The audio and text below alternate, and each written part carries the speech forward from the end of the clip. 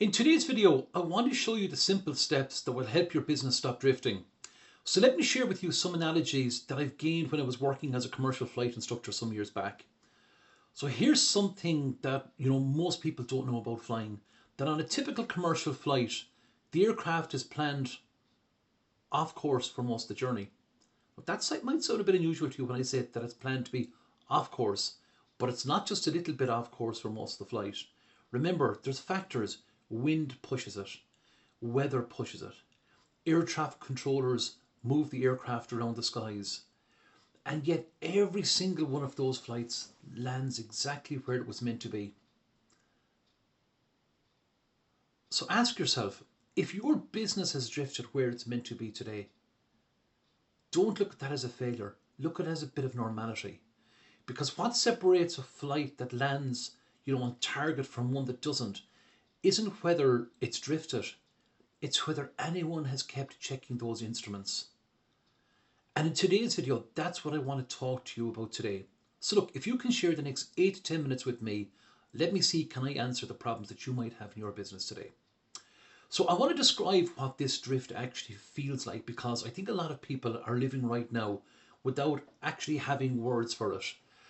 It's the month where the income was fine, and the next month the income wasn't. And you can't say, or you can't really put your finger on it and say why it happened.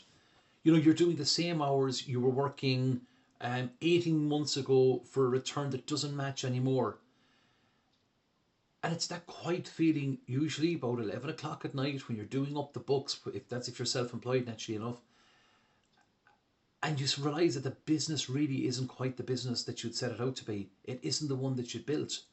And the worst part of all of this is that you don't know exactly how you've drifted, you don't exactly know how it's happened, and that there was no single or one single bad decision that allowed you just to drift.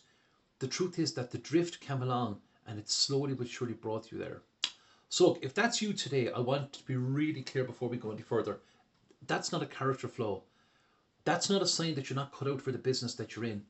It just happens to anything that's moving forward without someone checking its position. And the truth is, we all need to check our position now and again to see where we're going.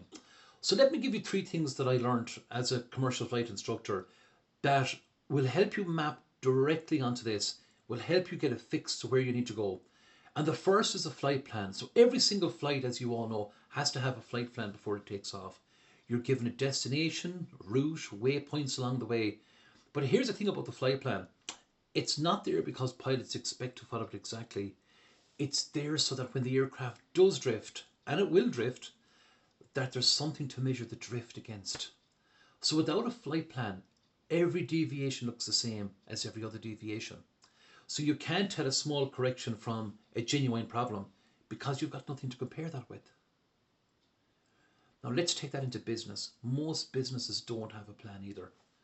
They don't have a 5-year vision board.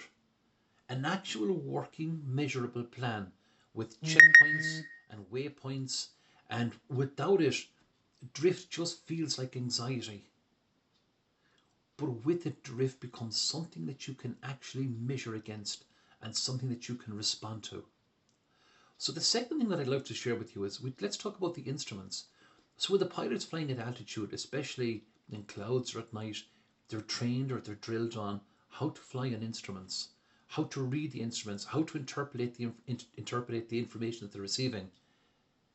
And this might sound strange for a lot of people, but at altitude your inner ear can convince you that the aircraft is level when it's actually banking maybe off to the left or the right. So basically what I'm saying is that the feeling sometimes can be very unreliable. It lies to you convincingly, but the instruments, if calibrated correctly, they won't lie to you. Now let's translate that into business. Most owners I talk to right now are flying on how they felt throughout that month. Was it a good month? Was it a stressful month? Was it a quiet month? And that's the inner ear talking. The instruments are the actual numbers. That's your revenue margin.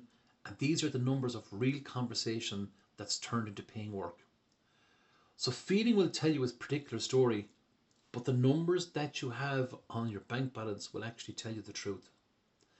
And the third thing I'd like to share with you is actually correction itself. So you'll often hear pilots, yanking back in an aircraft to go back on a course in one dramatic move. That doesn't happen because that's dangerous. It's small little corrections over a period of time that will bring that aircraft back to where it needs to go.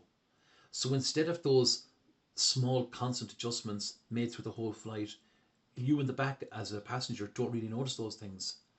But let's look at it in business terms. Businesses tend to do the opposite.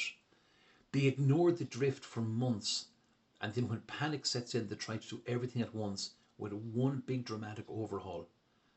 Now, that's not a correction. The truth is that's an overcorrection, and it usually creates a new set of problems, and those problems always happen to be in that opposite direction. So here's what I want to do. I'd love to just go a small layer deeper with this, because the instruments in the aircraft, we're looking at external things. They're built into a panel on the very front so that the pilot can see that. But every person has an internal set of instruments. And this particular instrument is called the paradigm. I've spoke about it before. You can call it self-image, call it whatever fits for you.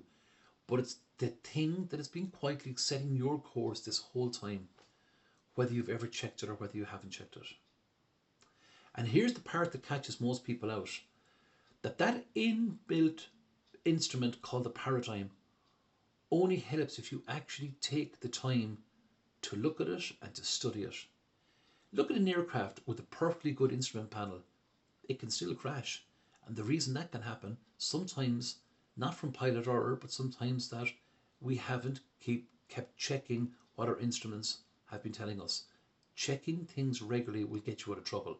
But most people check their internal instrument maybe once a year, maybe around New Year's Day or New Year's Eve.